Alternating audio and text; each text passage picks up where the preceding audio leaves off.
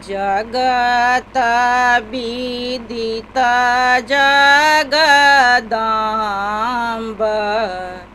दीनन केड़ा बलाम्ब हे। जगत विदिता जगदाम्ब दीनन केड़ा बलाम्ब हे।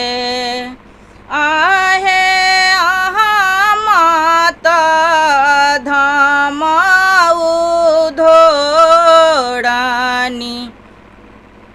एक धाम हम हे।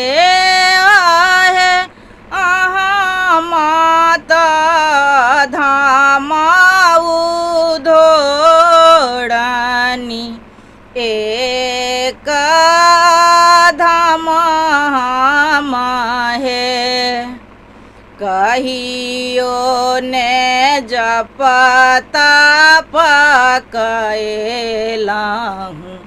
व्रत नहीं भूखल हे। कहियो ने जपता पकैलाहूँ